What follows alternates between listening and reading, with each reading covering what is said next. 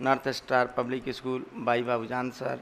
अगर आप मेरे चैनल में नए हैं तो मेरे चैनल को सब्सक्राइब करें और बेल आइकन दबाना नहीं भूलें। देखो बच्चों, मैं आज क्लास 9 का केमिस्ट्री का परमाणु संरचना एक्सरसाइज का सेकेंड वीडियो लेकर के आ रहा हूँ। हमने पहले बताया था परमाणु के बारे में, उसके बाद परमाणु के बारे में जो रदरफोर्ड नामक वैज्ञानिक ने एक्सप्लेन किया बताया। आज हम बताने जा रहे हैं कि परमाणु जो है कि 3 मौलिक कणों से मिलकर के बना है, जिसे हम इलेक्ट्रॉन, प्रोटॉन और न्यूट्रॉन कहते हैं। तो देखो बच्चों, ये परमाणु जो है, परमाणु 3 मौलिक कणों से मिलकर बना है, जिसे हम कहते हैं इलेक्ट्रॉन और प्रोटॉन और न्यूट्रॉन।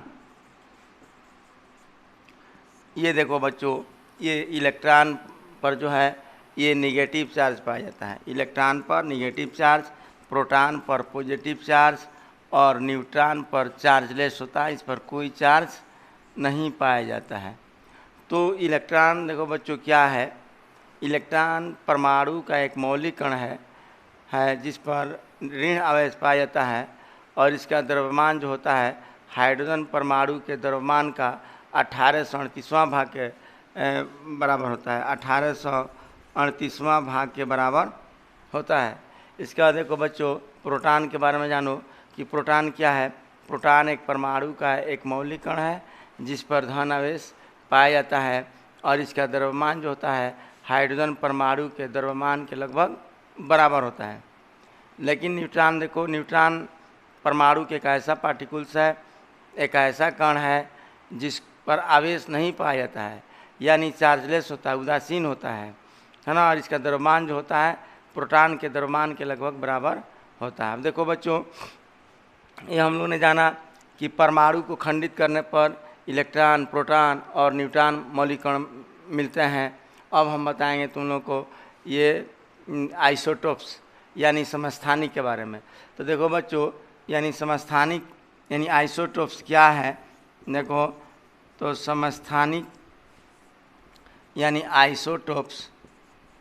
आइसोटोप्स ये वैसे तत्व यानी जिसके परमाणु संख्या समान होते हैं किंतु परमाणु भार असमान होते हैं, उसको हम लोग परमाणु संख्या समस्थानिक या आइसोटोप्स के नाम से जानते हैं। जैसे देखो बच्चों, एग्जाम्पल में दे रहे हैं C6 के पावर 12 तथा C6 के पावर 14। यही ये कार्बन जो है, कार्बन के 2 समस्थानिक हैं, इनका परमाणु संख्या समान यानी 6 होता है। कार्बन का परमाणु संख्या 6 है और परमाणु भार 12 है। फिर कार्बन का परमाणु संख्या 6 है और परमाणु भार 14 है। इसलिए ये कार्बन के 2 समस्थानिक हैं जिनकी परमाणु संख्या इक्वल है और परमाणु भार अलग अलग है, इसलिए इसको हम लोग समस्थानिक के नाम से जानते हैं। तो समस्थानिक क्या बच्चों, देखो तो समस्थानिक वैसे तत्व जिसके परमाणु संख्या समान होता है और परमाणु भार असमान होता है, उसी को हम लोग समस्थानिक के नाम से जानते हैं। अब देखो बच्चों, अब हम बता रहे हैं आइसोबार यानी संभारिक।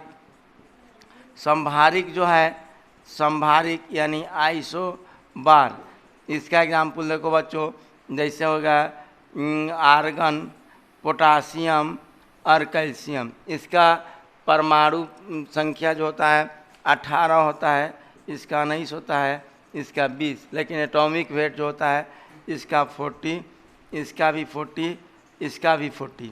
तो आइसोबार क्या है, यानी वैसे तत्व जिसके परमाणु संख्या जो होता है असमान होता है, यानी अलग अलग होता है, किंतु परमाणु भार यानी परमाणु द्रव्यमान जो होते हैं समान होते हैं, उसी को हम लोग आइसोबार के नाम से जानते हैं, यानी उसको हम लोग संभारी के नाम से जानते हैं। तो देखो बच्चों, हम लोग ने जाना आइसोटोप और आइसोबार के बारे में, यानी समस्थानिक और संभारी के बारे में, कि संभारिक यानी समस्थानिक वैसे तत्व जिसकी परमाणु संख्या समान और परमाणु भार अलग अलग होते हैं, उसको हम लोग समस्थानिक के नाम जानते हैं। अब देखो बच्चों, अब हम बताने जा रहे हैं वैलेंस इलेक्ट्रॉन के बारे में। यानी वैलेंस इलेक्ट्रॉन क्या है, यानी तो वैलेंस इलेक्ट्रॉन जिसको हम लोग कहते हैं संयोजी इलेक्ट्रॉन, जिसको हम लोग कहते हैं संयोजी इलेक्ट्रॉन यानी वैलेंस इलेक्ट्रॉन। तो वैलेंस इलेक्ट्रॉन क्या है, यानी देखो बच्चों वैलेंस इलेक्ट्रॉन क्या है। तो जैसे मान लीजिए हम किसी भी एलिमेंट के इलेक्ट्रॉनों की संख्या को, जैसे मान लीजिए सोडियम ले लेते हैं और सोडियम के एटॉमिक नंबर होता है 11, सोडियम का एटॉमिक नंबर होता है 11 और इसको सेल में बांटते हैं तो इसकी इलेक्ट्रॉनों की संख्या 2 हो जाएगा, 8 हो जाएगा 1।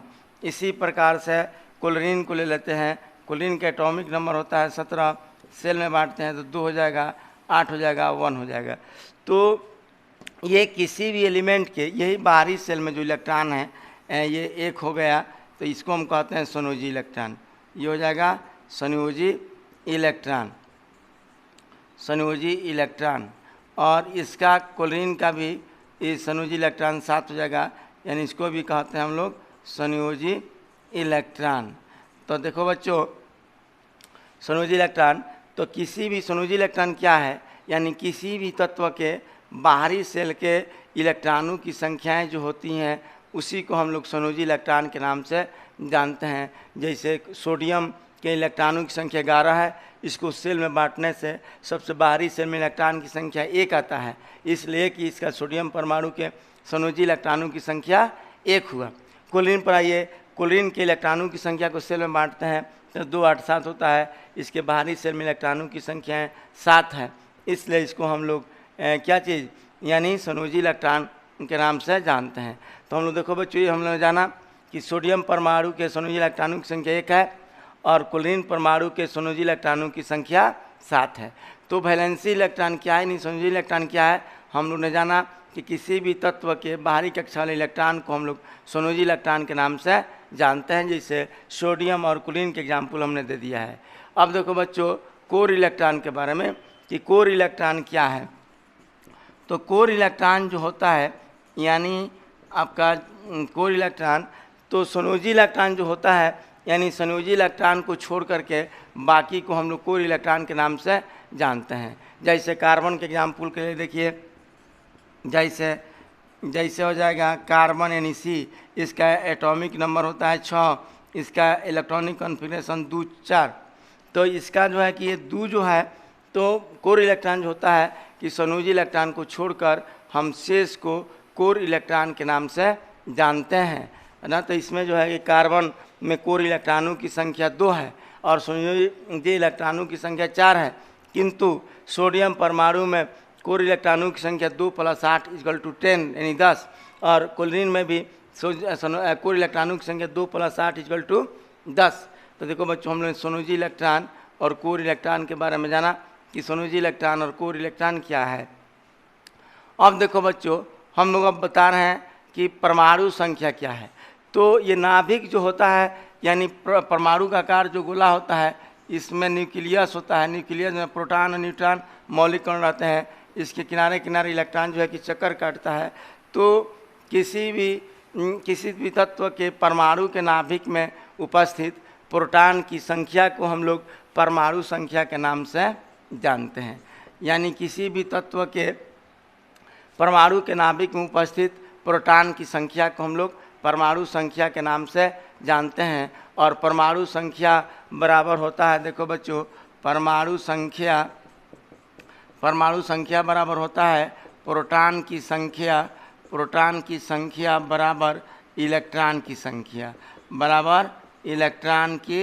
संख्या यदि परमाणु संख्या क्या है यानी 5 है तो प्रोटॉन की संख्या भी 5 होगा, इलेक्ट्रॉन की संख्या भी 5 होगा, क्योंकि परमाणु संख्या जो होता है यानी प्रोटॉन की संख्या के बराबर और इलेक्ट्रॉन की संख्या के बराबर होती है। इस तरह से हम लोग परमाणु संख्या, प्रोटॉन की संख्या और बराबर इलेक्ट्रॉन की संख्या तीनों इक्वल होता है। अगर इलेक्ट्रॉन की संख्या 11 है तो प्रोटॉन की संख्या भी 11 और परमाणु संख्या भी हो जाएगा 11। तो इस तरह से देखो बच्चों हम लोगों ने परमाणु संख्या के बारे में जाना कि किसी भी तत्व के, है ना, परमाणु के नाभिक में उपस्थित प्रोटॉन की संख्या को हम लोग क्या चीज़ परमाणु संख्या के नाम से जानते हैं, जिसे हम परमाणु क्रमांक भी कहते हैं। इसके बाद देखो बच्चों अब हम बता रहे हैं द्रव्यमान संख्या।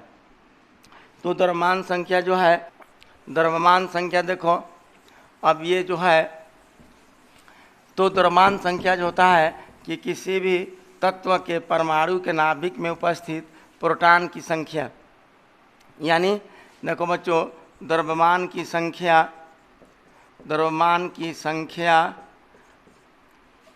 बराबर होता है प्रोटॉन की संख्या प्लस न्यूट्रॉन की संख्या। तो किसी भी तत्व के परमाणु के नाभिक में उपस्थित प्रोटॉन की संख्या और न्यूट्रॉन की संख्या के योग को हम लोग द्रव्यमान संख्या के नाम से जानते हैं। अब ये मान लीजिए द्रव्यमान संख्या क्या लिखते हैं, अगर A बराबर अगर P प्लस अगर N लिखते हैं, इसमें अगर मान लो कि प्रोटॉन की संख्या जो है यानी प्रोटॉन की संख्या P बराबर अगर 5 है और न्यूट्रॉन की संख्या N बराबर अगर प्रोटॉन की संख्या 5 है, न्यूट्रॉन की संख्या अगर 6 है, तो अगर हम द्रव्यमान संख्या निकालेंगे तो इसका फॉर्मूला बनता है द्रव्यमान संख्या A बराबर होता है P प्लस N। तब P के मान हो जाएगा 5, N के मान हो जाएगा 6, यानी 6 5 हो जाएगा 11। इसलिए द्रव्यमान की संख्या जो हो जाएगा 11 होगा। इस तरह से किसी भी तत्व के परमाणु के नाभिक में उपस्थित प्रोटॉन की संख्या और न्यूट्रॉन की संख्या को हम लोग द्रव्यमान संख्या के नाम से जानते हैं। द्रव्यमान संख्या बराबर होता है प्रोटॉन की संख्या जोड़ न्यूट्रॉन की संख्या यानी A बराबर P प्लस N। इसी तरह से अगर प्रोटॉन की संख्या ज्ञात करना हो, द्रव्यमान की संख्या A मालूम हो, मान लो कि 12 और न्यूट्रॉन की संख्या मान लीजिए 6 मालूम है, प्रोटॉन की संख्या निकालना है तो हम प्रोटॉन की संख्या बराबर द्रव्यमान की संख्या माइनस न्यूट्रॉन की संख्या, तो द्रव्यमान की संख्या है 12 और न्यूट्रॉन की संख्या 6 है, तो घटा लेंगे तो ये हमको प्रोटॉन की संख्या मालूम हो जाएगा। इसी प्रकार से अगर मान लो कि न्यूट्रॉन की संख्या निकालना है, अगर द्रव्यमान की संख्या दे दिया है 23 और आपको प्रोटॉन की संख्या दे दिया है 11, तो अगर कहता है कि न्यूट्रॉन की संख्या यानी N ज्ञात कीजिए, तो इसके लिए फॉर्मूला होता है A minus P equal to 23 minus 11 बराबर हो जाएगा ये 12। इस तरह से हम लोग क्या चीज़ यानी 23 माइनस 11 बराबर है ना 12। हम देखो बच्चों आज का मतलब वीडियो इतनी ही करते हैं, फिर नेक्स्ट वीडियो में हम आगे परमाणु संरचना का तीसरा टॉपिक पढ़ाएंगे, है ना। अगर आप मेरे चैनल में नए हैं तो मेरे चैनल का सब्सक्राइब करें और बेल आइकन दबाना ना भूलें।